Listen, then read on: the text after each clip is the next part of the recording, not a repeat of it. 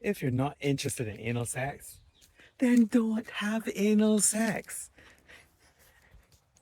There's evolutionary theory. Some researchers suggest that attraction to the bossy may be rooted in evolutionary practices for certain traits which signal health and maybe reproductive potential and maybe, sexual prowess. So the bigger and firmer the bossy may be seen as an indicator of higher levels of your ability to work up.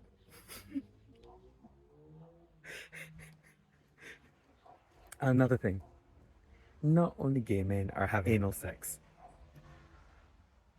According to this woman, Sinead Sarah Melicon, in an article she wrote entitled How Common is Anal Sex, she says that heterosexuals aged 14 to 44, 34% of the men and 30% of the women engage in anal sex in some point in their lives.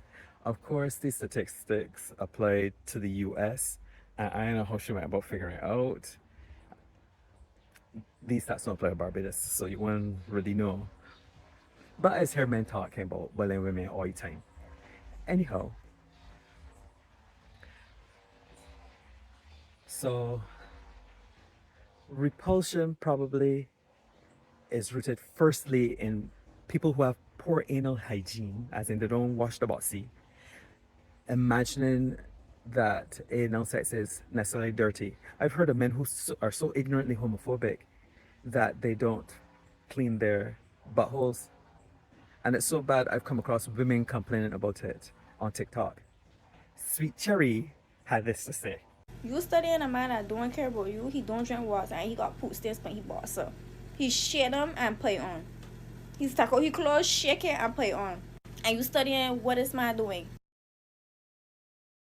Secondly, the repulsion probably has to do with society's obsession with hiding body fluids and odors and taboos surrounding defecation and feces. In reality, 95% of my experiences have been fine. There's been no incidences. And I've come to that percentage because I've had lots of anal sex, and I can count on one hand the number of times I encountered feces. How do you have clean anal sex? Well, based on my experience, one, a good diet, high fiber diet. So lots of vegetables will keep your stool firm, and it helps the rectum stay clean because it will come all out in one go like a log. It won't leave bits and pieces behind. So it reduces your risk of encountering fecal matter. Two, if you have consistently scheduled meals, then you can predict when you'll be clean, which happens usually a few hours after you have used the bathroom, done a number two. Just like the vagina isn't always a passageway for what the body can't use, the anus and anal and intestine isn't, large intestine is the same. Two, you can use a douche and enema like Fleet, although that may sponsor me, to clean out the rectum. And three, you can use a bidet shower or a pressurized, shower head to clean the anus and just inside. It's interesting to me that people who are often repulsed and angry often haven't had the experience, so they don't know what they're talking about. Men can have anal orgasms, which means that they can ejaculate from being penetrated anally without touching their penises. I know this to be a fact.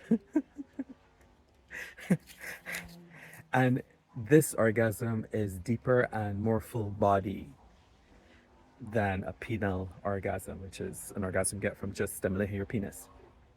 So this could make it worth it to clean out the rectum, to have enjoyable access to your prostate and to a great orgasm. All right? I know that this whole thing is very taboo, but again,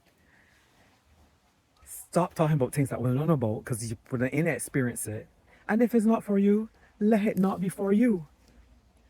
And move on. Like, that's it.